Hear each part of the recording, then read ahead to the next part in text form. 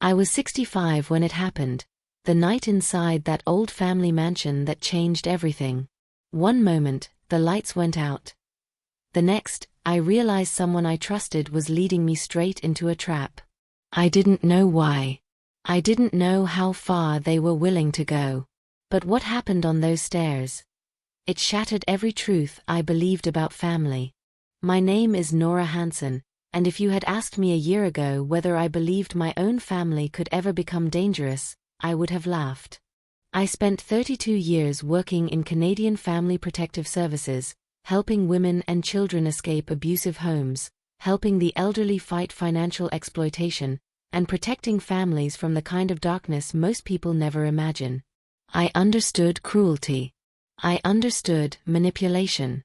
And I understood what people are capable of when money or desperation enters the picture. But I never, not once, thought I would become the victim in a case that looked exactly like the ones I used to investigate.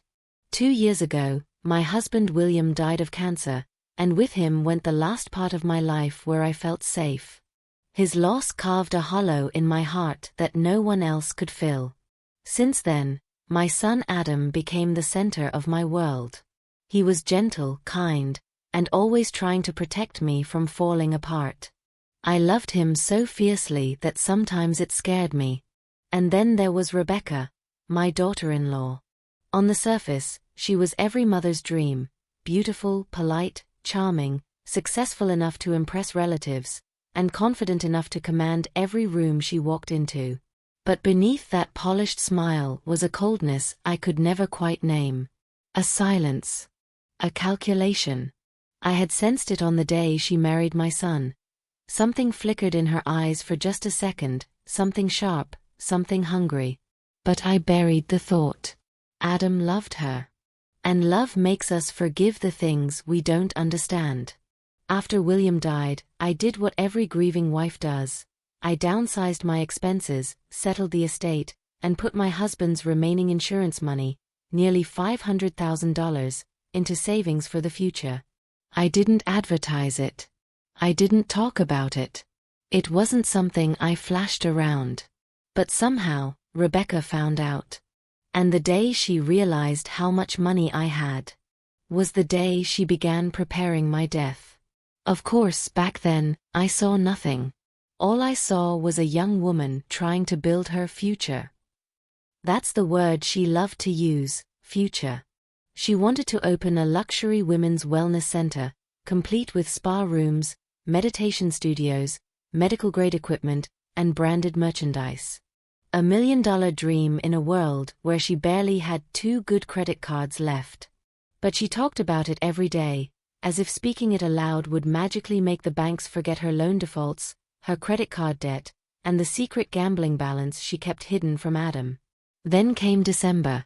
A month I had always cherished. Snow on the windowsill. Lights on every porch. The air thick with nostalgia. But that year, December carried a darkness I couldn't yet see. Rebecca approached Adam in that soft, sugary voice she used when she wanted something big. "How about we take Mom to the old family mansion this weekend?" she asked him, touching his arm. "She hasn't been out in months. It might lift her spirits." I remember Adam coming to me with that hopeful smile, the same smile he wore as a boy when he thought he was doing something good. "Mom, we're all going together. Just a weekend. The place needs air anyway. You'll like it. It'll be peaceful." Peaceful. If only I knew how wrong that word was. The mansion. It wasn't really a mansion in the luxurious sense.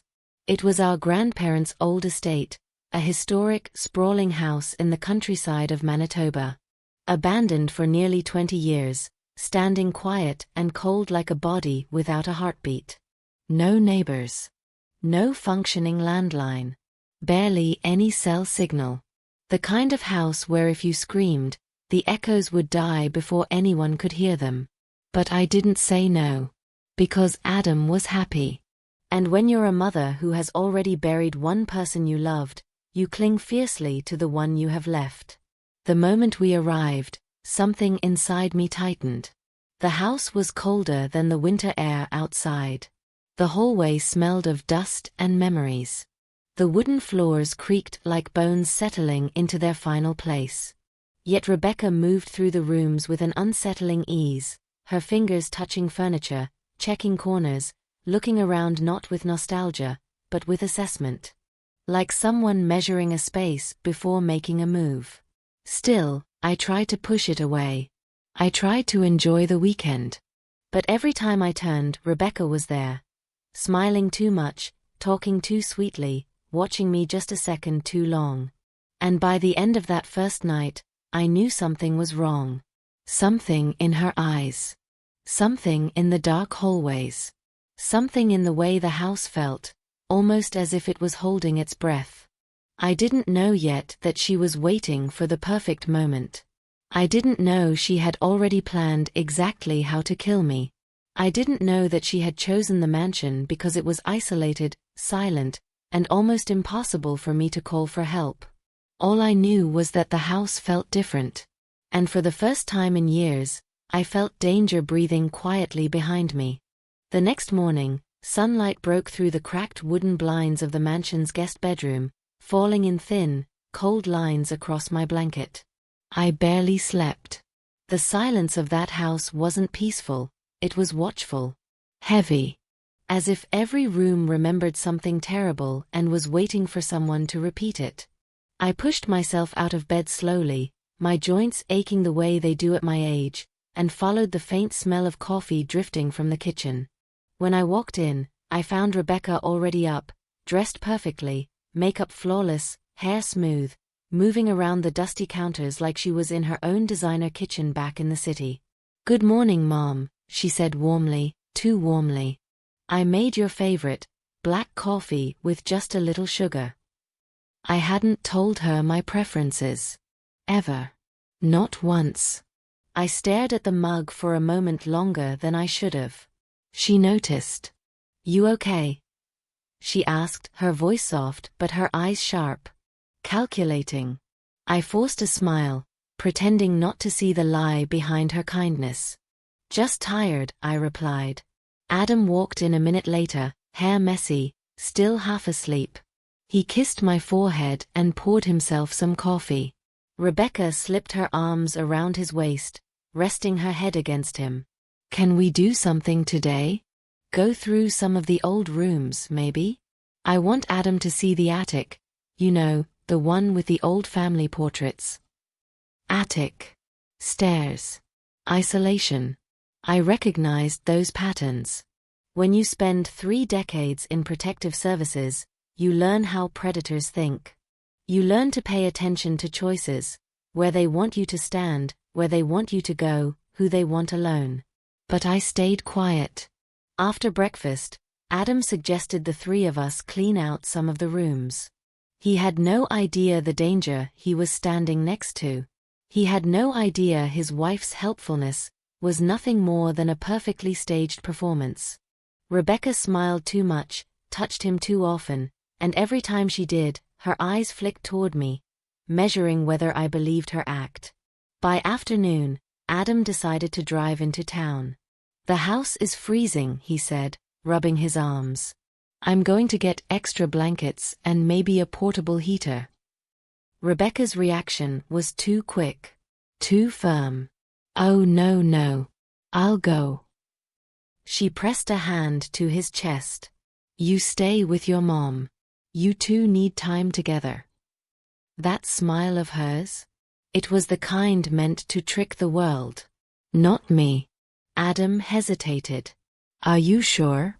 It's a 30-minute drive." "Yes," she insisted. "I'll grab food too." And in that moment, just a brief flicker, I saw her face fall out of character. Her smile died. Her eyes hardened. A flash of something raw. Urgent. She needed Adam out of the house. Not tomorrow. Not in an hour. Right now. He kissed her cheek and left. The truck engine faded down the long snowy driveway. As soon as the sound disappeared completely, the house went silent again, that thick, smothering silence. Rebecca walked back inside and closed the door gently behind her. Then turned toward me. No smile. No sweetness. Nothing left to hide behind. She leaned on the counter, folded her arms, and said in a voice so cold it didn't sound human, "You know, sometimes I wonder what it feels like to be old and unnecessary." Her words were knives, sharp, deliberate, meant to test me. I straightened my back, refusing to show fear. Meaning? She tilted her head. Well, you lived your life. You had your marriage. You raised your son. Some people don't know when their chapter is over. Ah. There it was. The first open crack in her mask. Her meaning was clear. I was in the way. Not in the way of her marriage, in the way of her future. She stepped closer, lowering her voice. You know about Adam's medical school loans, right? And the credit cards? And the house we want to buy? You know I'm doing everything I can for our future. Your future, I corrected softly. She smirked. Same thing. And then she said the line that locked everything into place. Money isn't everything, Nora, but $500,000 can change a lot. There it was. The truth. Not spoken accidentally, spoken because she wanted me to fear it. She wanted me to understand exactly why she needed me gone. I didn't break. I didn't gasp. And I didn't let her see that she'd just confirmed every instinct I'd been suppressing since the moment we arrived. I simply said, Adam will never forgive you. She leaned even closer, whispering, Adam won't know. My chest tightened. My palms went cold. Because now I knew, without question, that I wasn't imagining anything. Rebecca wasn't dangerous by accident. She wasn't emotional or unstable. She was planned, calculated, strategic. And she had already decided how she wanted the weekend to end. I remained calm, the same calm I had used hundreds of times while sitting across from abusers, manipulators, and violent spouses in interrogation rooms. You should rest, Mom, she finally said, shifting back into her sugary tone. You look a little pale. I watched her walk away.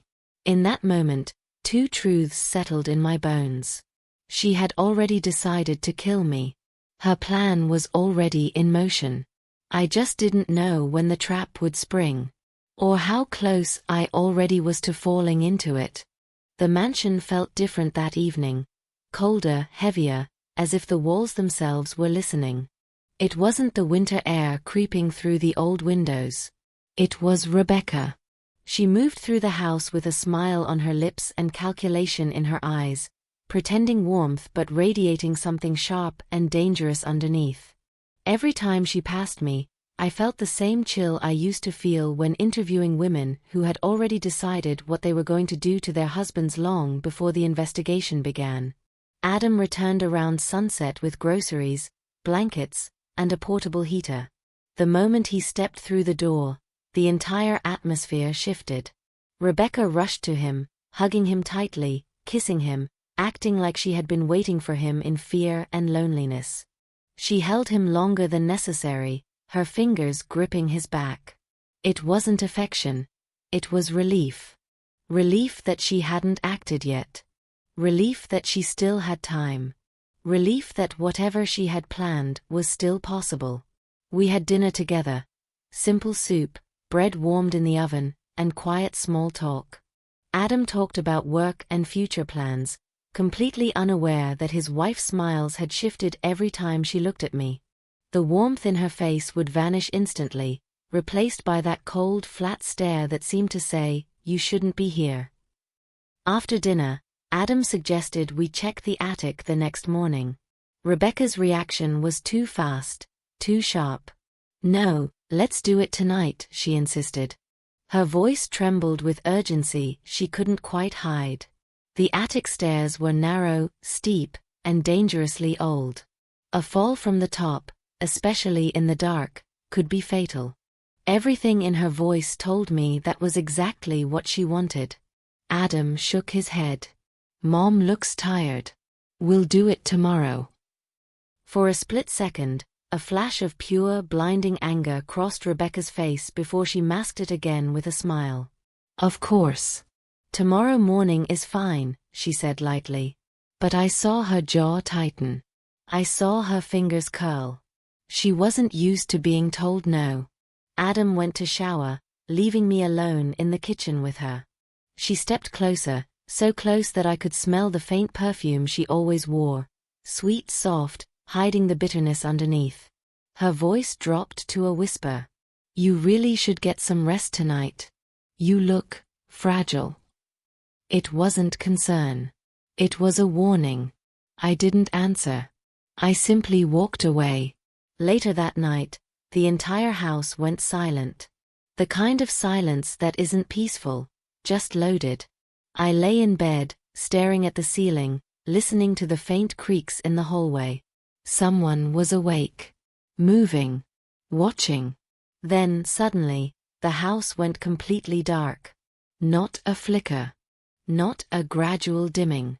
1 second the lights were on, and the next the entire mansion was swallowed in black. The power had been cut. Intentionally.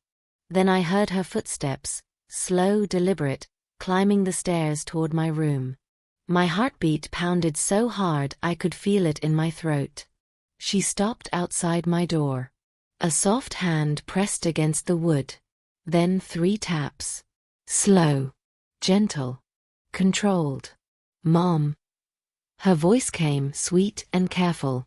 Are you awake? The power went out. I think the fuse blew. Could you come help me check it? The box is upstairs. Upstairs. The attic stairs. In complete darkness. No railing strong enough to catch a fall. I didn't move. I didn't answer. She knocked again. Harder. It's really dark. I'm scared to go alone. Every word was a lie. I reached for my phone, 2% battery. No signal inside the thick-walled house. My hands trembled slightly, not from fear, but from the knowledge that everything I had suspected since the moment we arrived had been correct. When I stayed silent, she waited. Then I heard her breathing through the crack beneath the door. Listening. Perhaps imagining me walking toward her. Finally, the footsteps moved away. Slow. Measured. Not giving up. Just adjusting the plan. I stayed sitting upright in the dark for a long time, waiting for her to come back. She didn't. But the message she had left outside my door was clear. Tonight was supposed to be the night. And the only reason I was alive was because I didn't open that door. I barely slept that night. Every sound in that mansion felt sharper than usual. The ticking of the old clock in the hallway, the distant groan of the wooden beams shifting in the cold, even the faint rustle of tree branches outside the frosted windows. I kept replaying the moment Rebecca stood outside my door, gently tapping, pretending fear, trying to lure me toward the attic stairs.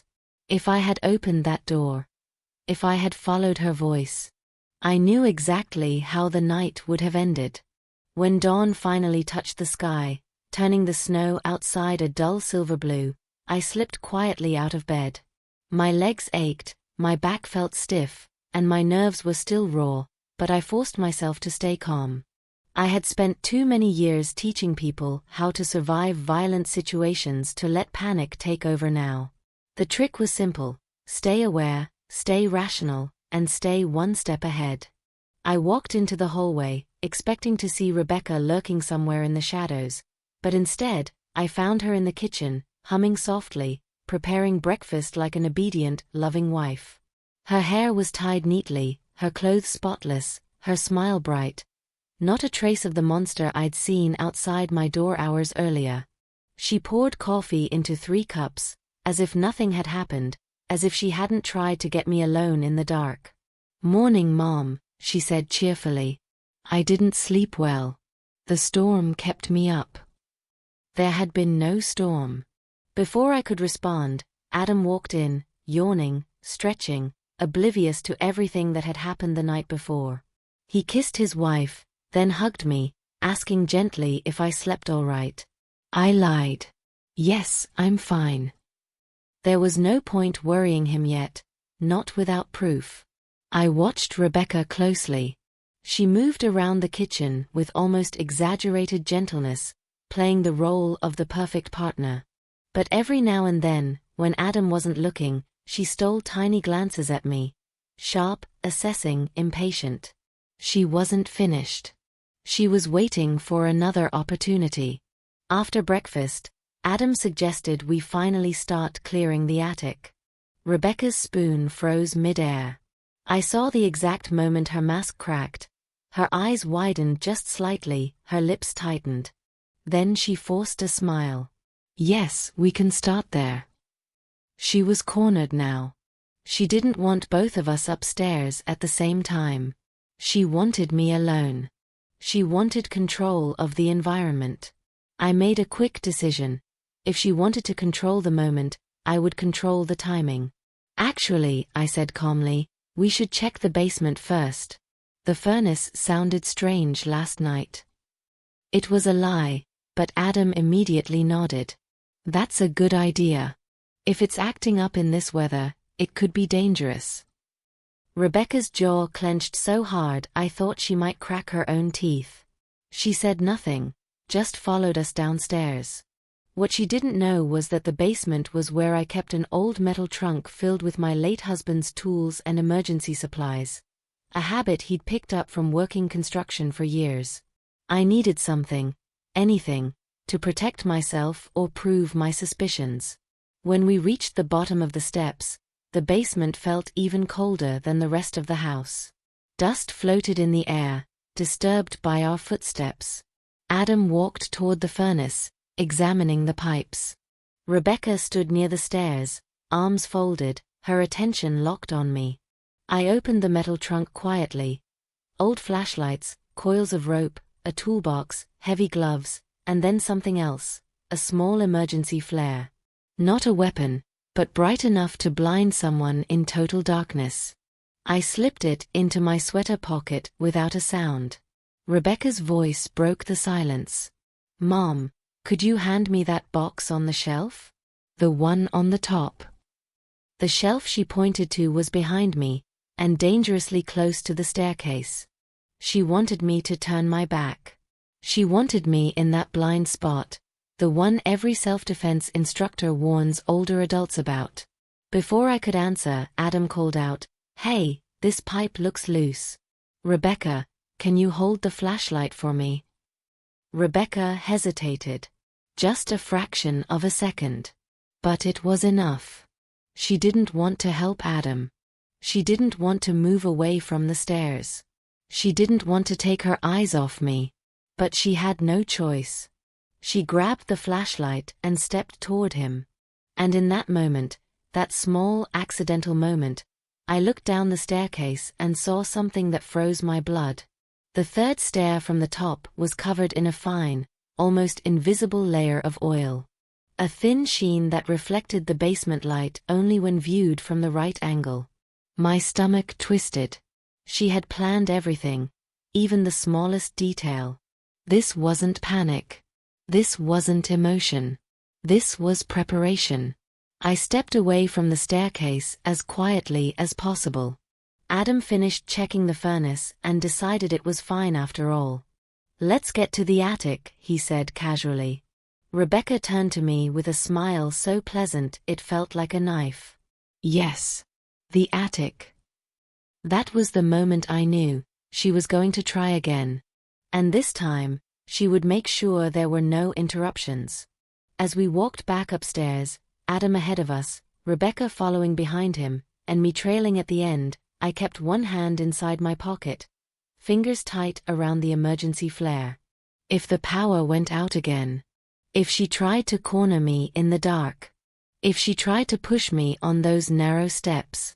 I would not be caught off guard. Not again. Not ever. And I knew, with absolute certainty, that whatever was about to happen in that attic would decide everything. We made our way toward the attic staircase, the narrow wooden corridor creaking beneath each step like the old house was warning us.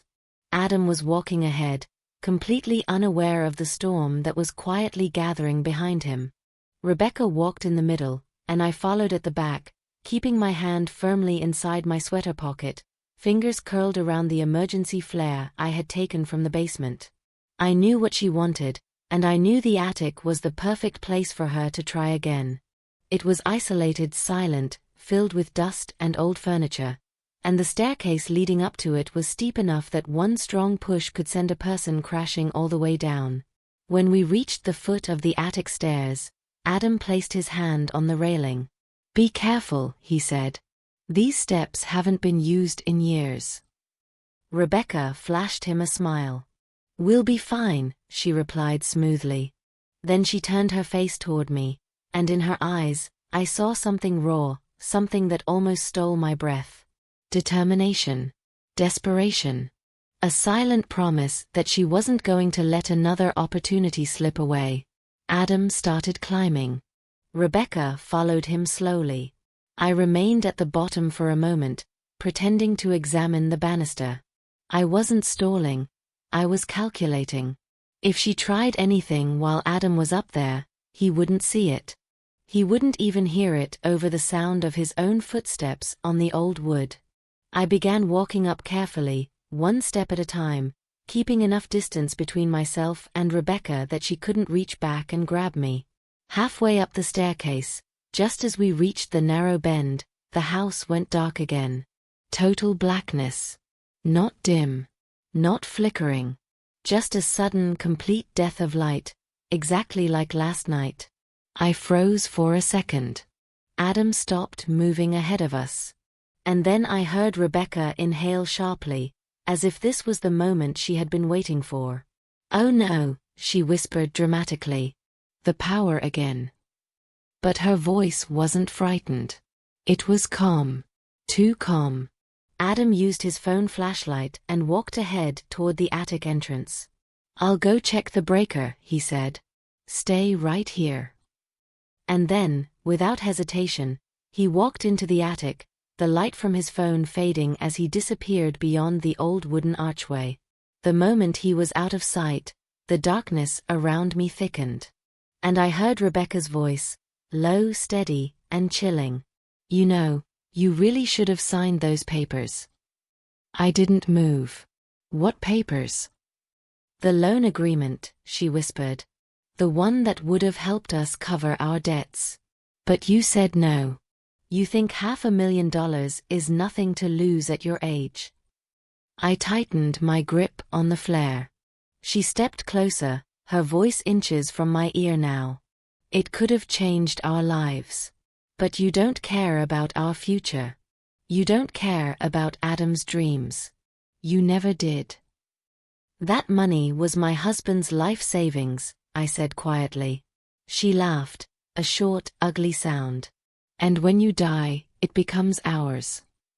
Her breath touched the back of my neck. I heard her foot shift.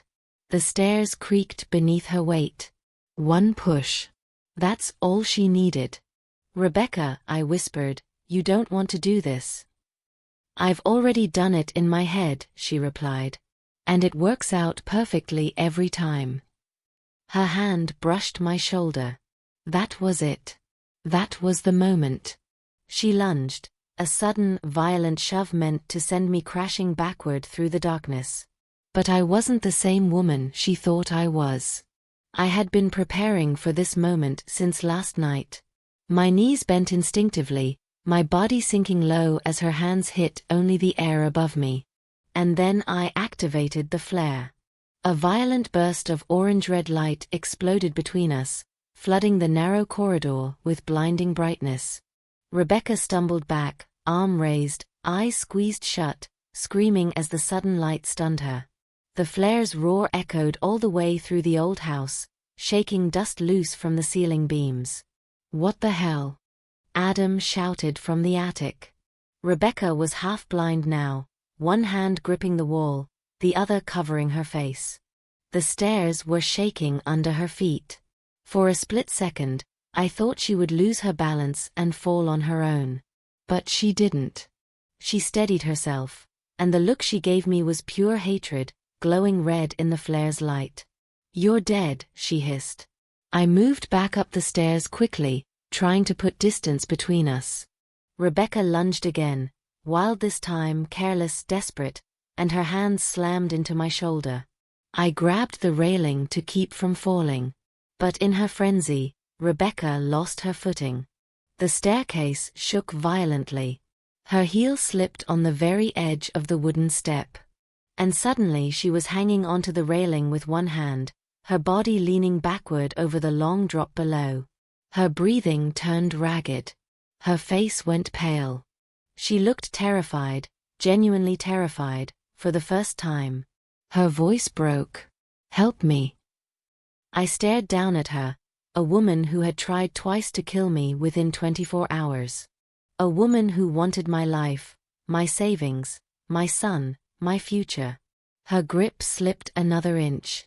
"Please," she begged. I didn't need to touch her. I didn't need to push her. I just needed to step back, up the stairs away from her reach. And that was enough. She fell. The sound of her scream tore through the entire mansion as her body crashed all the way down the wooden staircase, hitting each step with a brutal, sickening thud. When she finally hit the floor, she stopped moving. The house went silent. The flare in my hand burned bright, the sparks floating upward like fireflies. Then I heard Adam's footsteps racing toward me, his voice echoing in panic. "Mom? Mom? What happened?"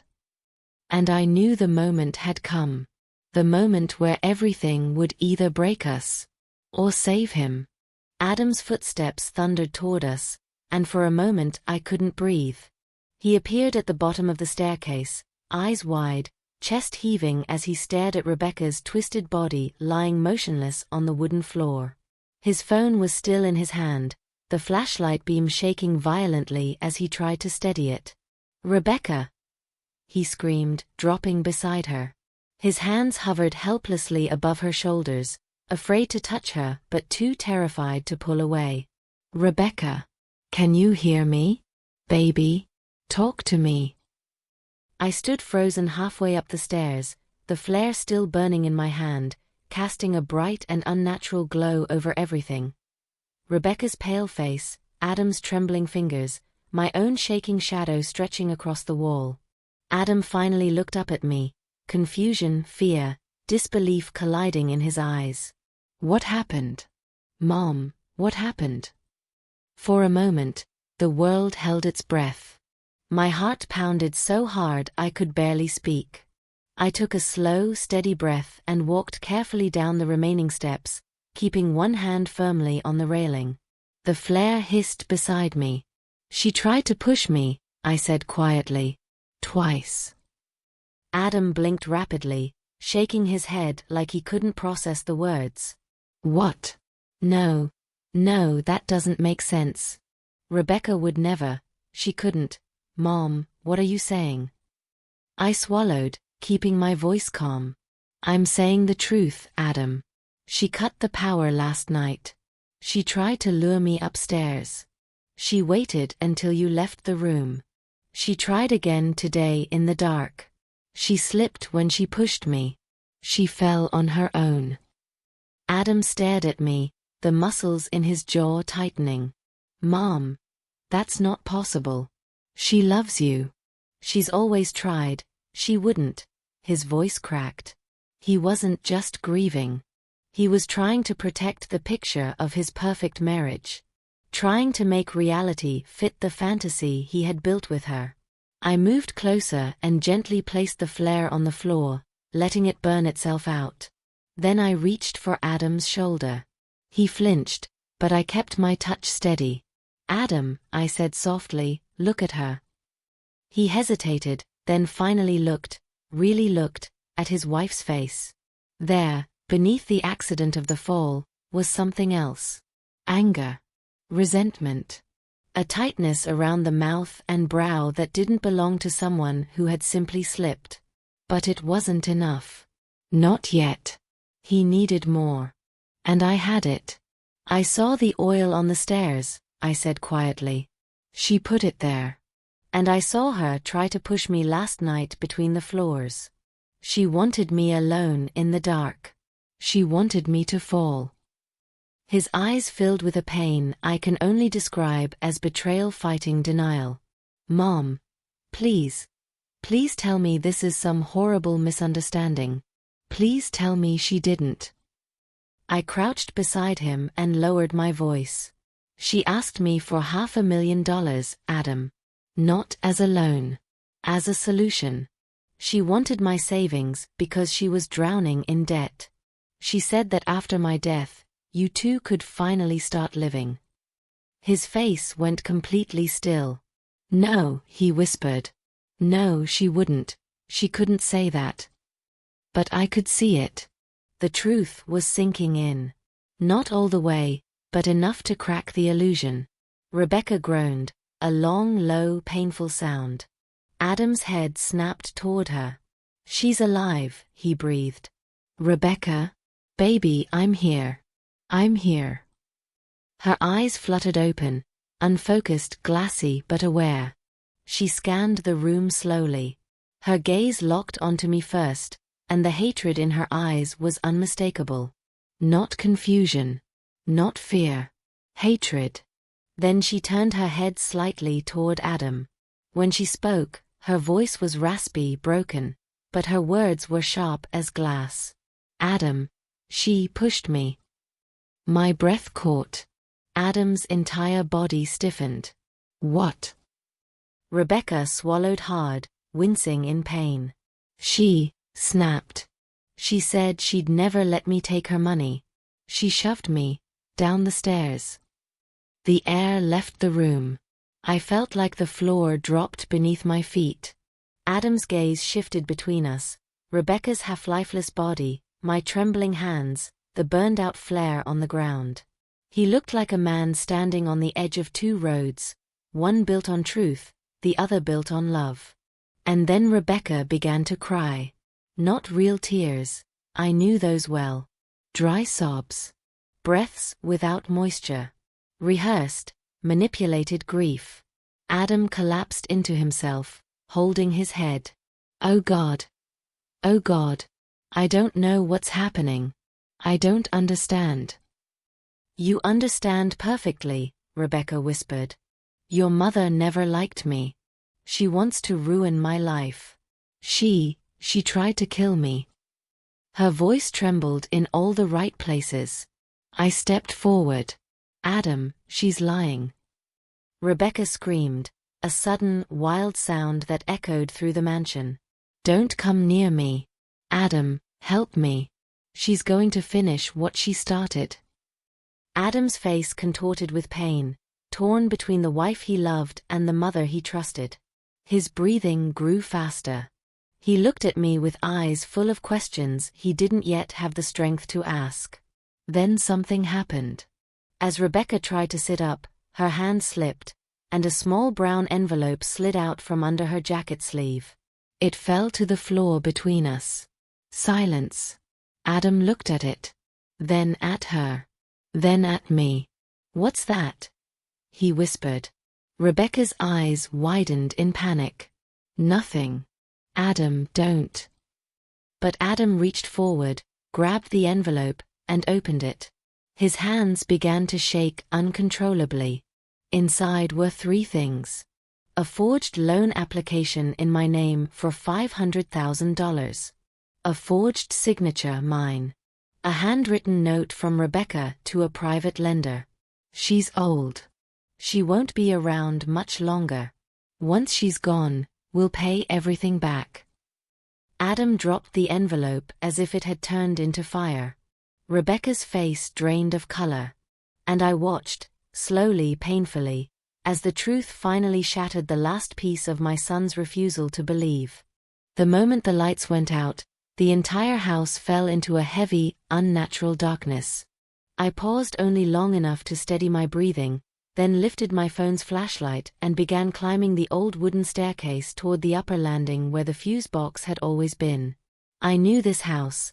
I had climbed these stairs 1,000 times. I didn't need anyone to guide me. Behind me, I heard Rebecca's footsteps, slow, measured, almost too controlled. She didn't say, "Wait." She didn't say, "I'm nervous." She didn't say anything at all. Halfway up, her footsteps changed. Not following. Approaching. But I didn't look back. I just kept climbing, the flashlight's beam shaking slightly across the peeling wallpaper as I reached the very top. And then it happened.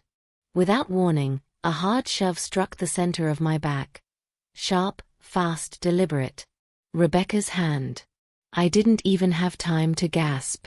My body pitched forward, gravity taking over as I tumbled down the entire staircase.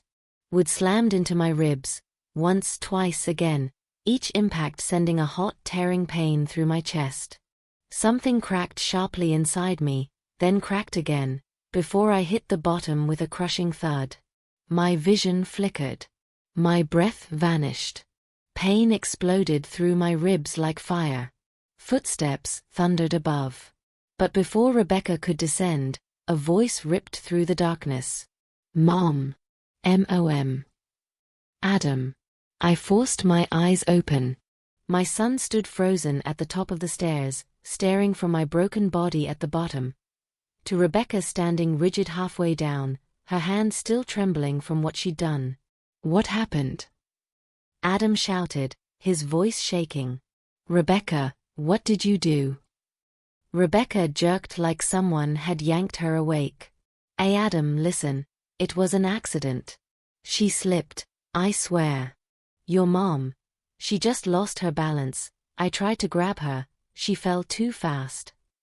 Her words tumbled over each other. Panicked, messy, terrified.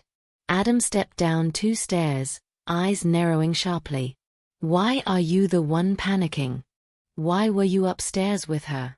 And why did the power go out at the exact same time?" Rebecca stumbled for an explanation. I heard a noise. I followed her. I was scared." "No," Adam said, his voice turning cold. "You weren't scared. I heard you yelling before the lights went out." Rebecca's lips trembled. Her face blanched. Then, she snapped. "Fine," she screamed, her voice cracking. "Yes, I pushed her. She wouldn't listen. We're drowning, Adam. I needed the money. She refused. She left me no choice." The hallway went silent. Adam's face shattered. "You pushed my mother," he whispered. Rebecca's panic spiraled. "Adam, please. I didn't mean, it just happened. I was angry. If she just helped." "Stay away from her," Adam said, his voice trembling with rage. "You could have killed her." He rushed down to me, falling to his knees beside me, his hands shaking as he gently touched my shoulder. "Mom, don't move.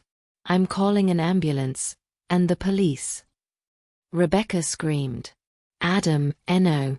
I'm your wife. Please don't, please." Adam stood slowly, already dialing 911. "You stopped being my wife the moment you tried to kill my mother." She collapsed onto the floor as he spoke into the phone with a breaking, furious voice. "My mother has been pushed down an entire staircase. We need medical help and police immediately. Please hurry." Rebecca broke into sobs, not because she was guilty, but because she finally understood. This time, she wasn't going to escape the consequences. By the time the paramedics arrived, every breath I took stabbed through my ribs like a blade. The pain radiated down my side in deep, throbbing waves. I lay on the cold wooden floor near the staircase, trying not to pass out as Adam knelt beside me, gripping my hand as if he could anchor me to consciousness through sheer will alone. His face was pale and twisted with shock. His world had been ripped apart in a single night. Rebecca sat crushed in the corner of the hallway, her hair wild, mascara streaked down her cheeks, her arms wrapped around herself. She didn't get up. She didn't run. She just rocked back and forth, muttering broken fragments of sentences through trembling lips. The front door burst open. 2 police officers rushed in, followed closely by 2 paramedics carrying equipment bags. One officer approached me immediately. "Ma'am, can you hear me? What's your name?" I forced the words out through the pain. "Nora. Nora Hansen." Adam's voice cracked behind me. "She pushed my mother down the stairs. I heard her confess. She admitted everything." Rebecca let out a strangled sound, half sob, half panic. "Adam, no, please." But the officers ignored her. The paramedics examined me quickly, checking my breathing, stabilizing my neck, and securing my ribs. Pain shot through my chest every time they moved me, but I held onto Adam's hand, refusing to let go. One of the officers finally turned to Rebecca. "Ma'am, stand up. Now." Rebecca flinched as if the words themselves slapped her. "Wait, please, this is a misunderstanding. I didn't," she slipped. Adam's voice cracked, raw and furious. "You confessed, Rebecca. I heard you with my own ears." Her face collapsed. "Adam, please, I didn't mean it, She refused to help us. We were losing everything. I wasn't thinking." The officer repeated, more sternly, "Ma'am, stand up." This time she obeyed, her legs shaking so badly she could barely rise. Her eyes darted from Adam to me to the officers, searching desperately for someone, anyone, to save her. None of us moved. The officer stepped behind her, pulled her wrists back, and snapped the handcuffs shut. The metallic click cut through the hallway like a final verdict. Rebecca gasped, then broke into a full meltdown. "Adam, please. Don't let them take me. Please, I love you, I didn't mean." Adam didn't respond. His face looked carved out of stone and heartbreak. "You tried to kill my mother," he said quietly. "This is where it ends." The officers guided Rebecca toward the door as she sobbed uncontrollably, her voice twisting into desperate screams that echoed through the old house. "Adam, please, please." He didn't say a single word. The paramedics lifted me onto the stretcher, the movement making me gasp as pain ripped through my ribs. Adam wiped his eyes quickly, climbed into the ambulance beside me, and took my hand again. "Mom, I'm so sorry. I didn't know. I swear I didn't know." My voice was faint, but steady. "You know now. And you saved me." He bowed his head, silent tears falling onto my blanket. At the hospital, the doctors worked swiftly, X-rays, scans, pain medication, and then delivered the verdict. 3 fractured ribs, severe bruising, potential internal swelling. A few inches the wrong way, and I might not have survived the fall. Adam sat beside my bed the entire time, refusing to leave even when the nurses insisted he rest. Sometimes he cried quietly.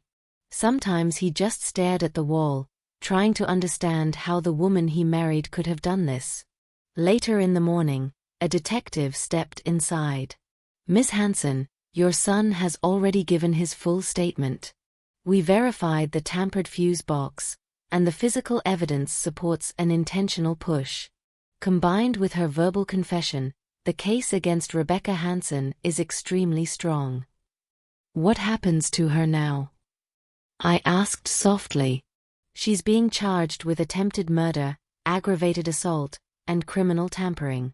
The judge has denied bail. She'll remain in custody until the hearing." Adam closed his eyes, letting out a slow, painful breath. When the detective left, Adam leaned his head against my arm. "I don't know how I didn't see the truth, Mom. I don't know how I lived with someone capable of this." "You saw it tonight," I whispered. "And that saved my life."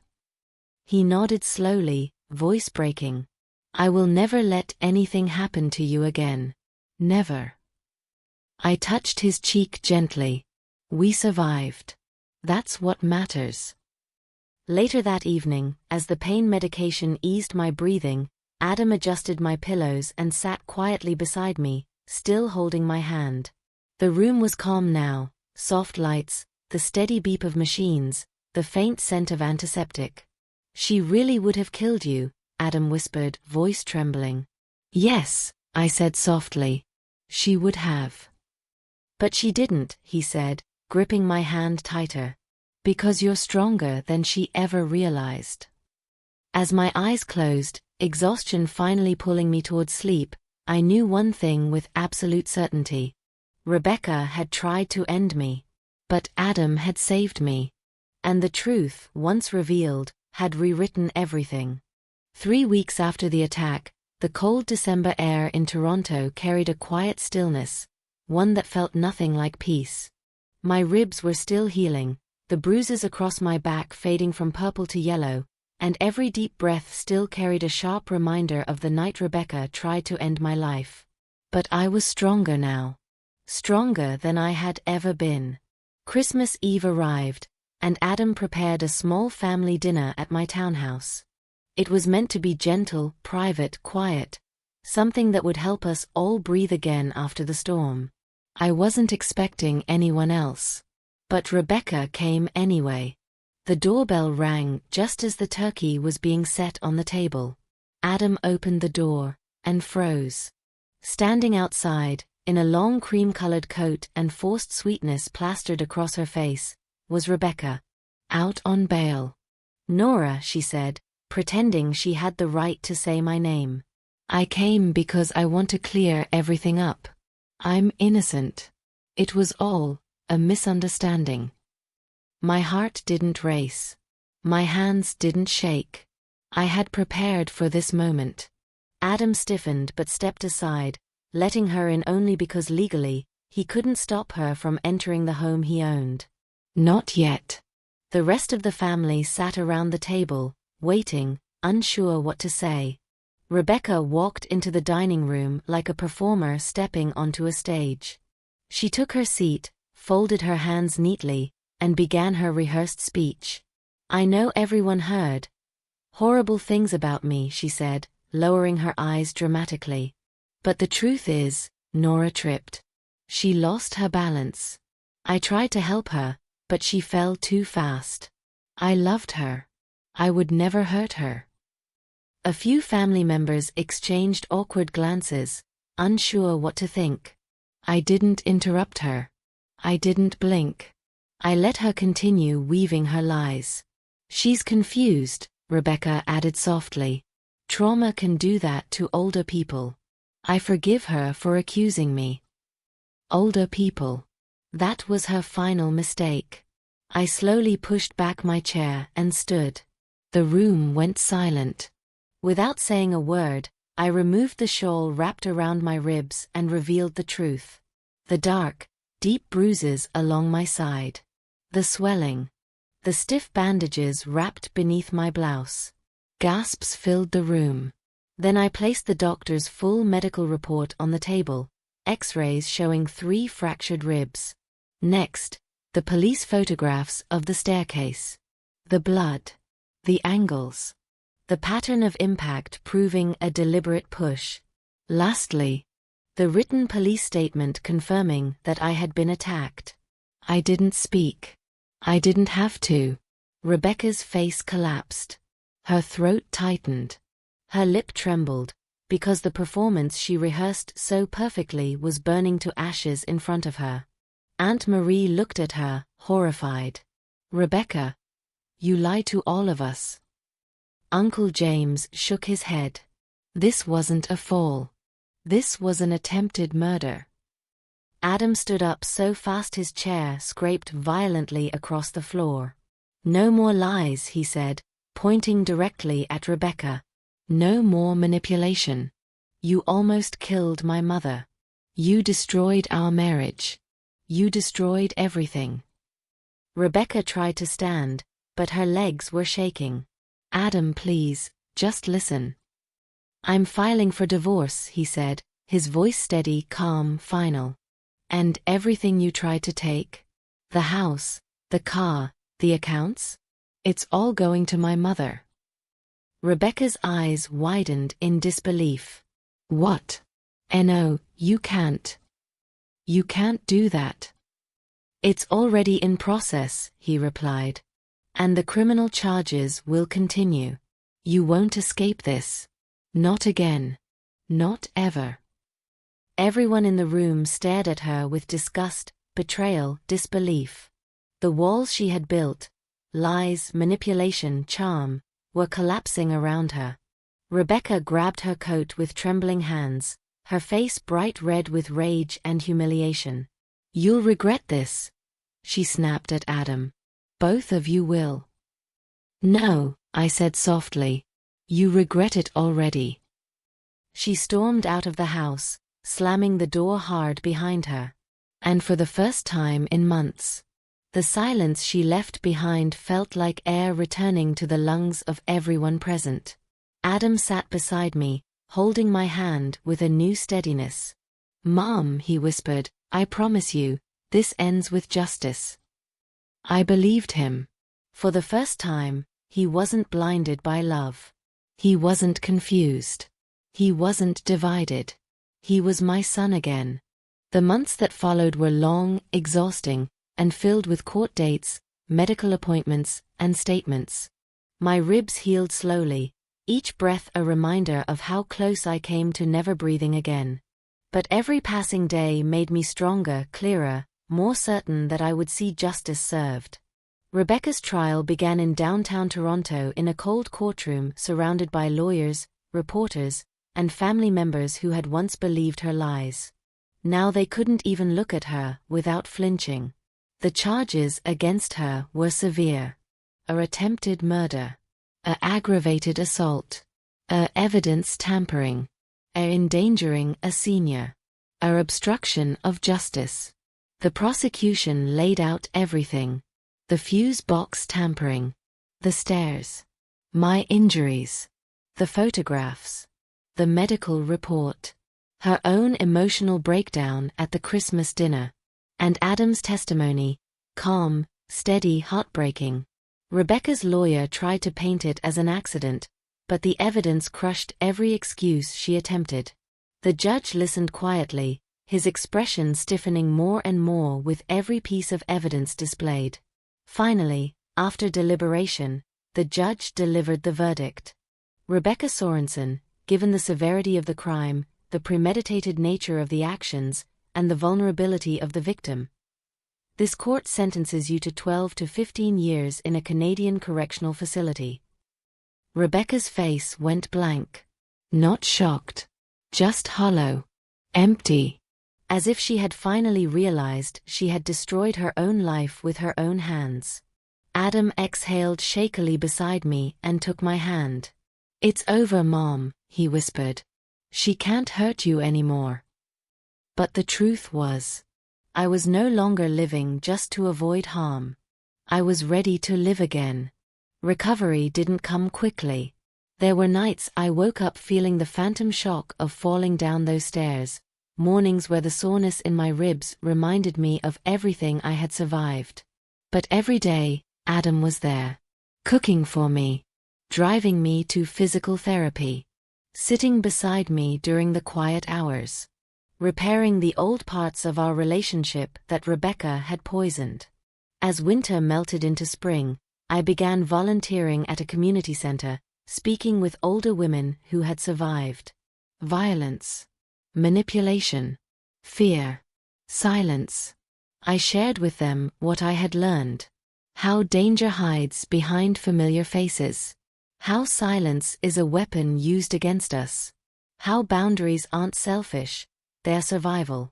How self-defense is not violence, it is dignity. Soon, my small group of 3 women became 10, then 20, then a weekly workshop. Women who had lost hope found their strength again, because they saw an old woman with white hair and broken ribs stand in front of them and fight for hers. I was no longer just Nora Hansen. I was a survivor teaching survival. And Adam? He moved back home with me. Not because I needed help. Because he needed healing too. We rebuilt our bond slowly, honestly, beautifully. One evening, as we sat on the porch with mugs of tea and the orange glow of sunset warming our faces, Adam looked at me with quiet pride. "You saved yourself, Mom," he said. "And now you're saving others." I squeezed his hand. "I didn't survive because I was strong," I told him softly. "I survived because I refused to give up." Then I said the words that had become the truth of my life. Age is not weakness. Weakness is the moment you stop fighting. And I never let that moment come. The world finally felt safe again. Because I had fought for it. And won.